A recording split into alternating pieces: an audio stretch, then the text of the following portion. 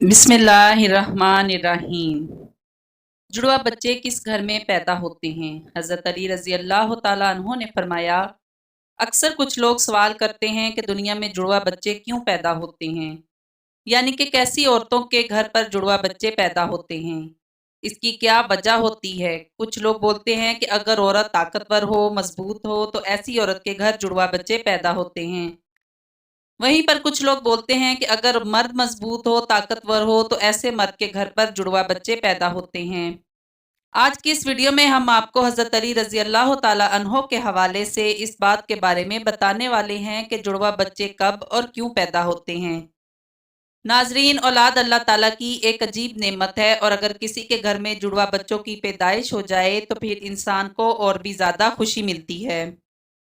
ज्यादातर शादीशुदा औरत और मर्द जुड़वा बच्चों की पैदाइश के ख्वाहिशमंद होते हैं, मगर जुड़वा बच्चों की पैदाइश को लेकर हमारे माशरे में न जाने कितनी बातें बनी हुई हैं।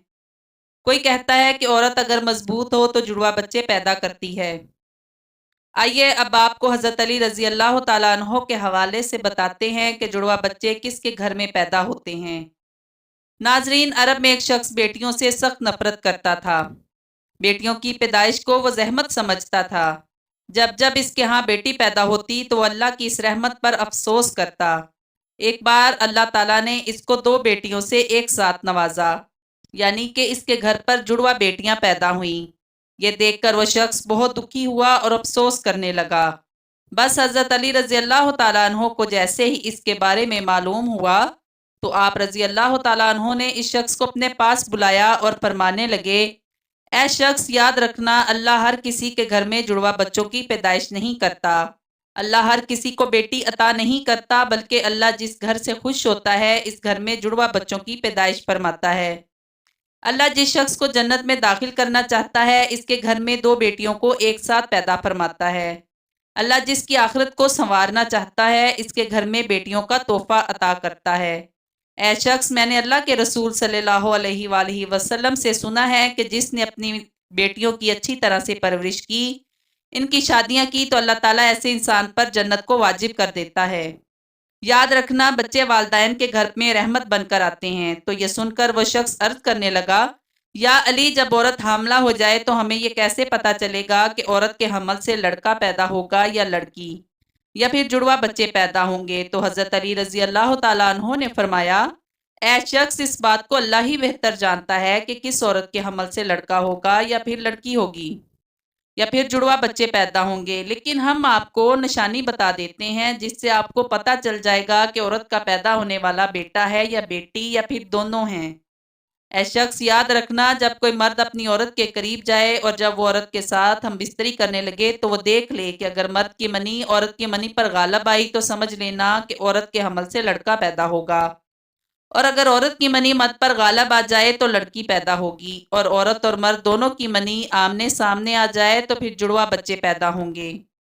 ऐ शख्स, अल्लाह ने पूरी कायनात के अंदर 80,000 मखलूकात को पैदा फरमाया है। इसमें से 1,000 मखलूकात वो हैं जो इस जमीन पर हैं, यानी कि खुश्की में रहते हैं, और 60,000 मखलूकात वो हैं जो दरिया में यानी कि समंदरों और पानी में रहते हैं। और याद रखना, अल्लाह ने हर मखलूकात में जोड़ा पैदा फरमाया, यानी कि नर और मादा को पैदा फरमाया है। और ये काम अल्लाह ने इसलिए किया ताकि हर मखलूक की नस्ल क़यामत तक बाकी रह सके, क़यामत तक चल सके। ऐ शख्स, इन्हीं 80,000 मखलूकात में से एक मखलूक अल्लाह ताला ने ऐसी बनाई जो इस जमीन पर रहती है, जो कि इंसान है। और अल्लाह ने इंसानों के अंदर भी नर और मादा को पैदा फरमाया है। नाजरीन, अल्लाह ताला ने कुरान पाक में इरशाद फरमाया है कि ना मैं किसी का बाप हूँ और ना ही मेरी कोई औलाद है। मैं औलाद से भी पाक हूँ और माँ बाप से भी पाक हूँ, मेरा कोई नहीं है, मैं सिर्फ तन्हा और अकेला हूँ। आगे अल्लाह ताला फरमाता है कि ये मैं ही जानता हूँ कि औरत के पेट में होने वाला बच्चा लड़का है या लड़की, या फिर दोनों हैं। मैं जिसको चाहूँ बेटा अता करता हूँ और जिसको चाहूँ बेटी अता करता हूँ, और जिसको चाहूँ लड़का और लड़की दोनों को मिलाकर दे देता हूँ, और जिसको चाहूँ कुछ भी अता नहीं करता हूँ, यानी कि बांझ बना देता हूँ। नाजरीन, इतने में एक शख्स खड़ा हुआ और दस्ते अदब को जोड़कर अर्ज करने लगा, या अली, मेरा बच्चा सेहतमंद नहीं रहता, हर वक्त वो रोता रहता है, मैं क्या करूं। तो हजरत अली रजी अल्लाह ताला अन्हो ने फरमाया, ऐ शख्स, तुम अपनी औरत से कहो कि वो अपने बच्चे को अपने बाएं तरफ सुलाए। اور اس کے ماتھے پر ایک دفعہ سورۃ فاتحہ پڑھ کر ہر روز دم کرے، کیونکہ بچہ جب اپنی ماں کے پیٹ کے اندر ہوتا ہے تب وہ ماں کے دل کی دھڑکن کو سن کر سکون محسوس کرتا ہے، مگر وہ جب ماں کے جسم سے جدا ہو جاتا ہے تو اسے وہ آواز سنائی نہیں دیتی، اس لیے وہ بے چین ہو کر اٹھتا ہے اور خود کو اکیلا پن محسوس کرتا ہے اور وہ روتا رہتا ہے۔ اس لیے اگر عورت بچے کو اپنے بائیں طرف سلائے گی تو وہ ماں کے دل کے قریب رہے گا اور دل کی دھڑکن کو محسوس کرتا رہے گا اور سکون سے رہے گا۔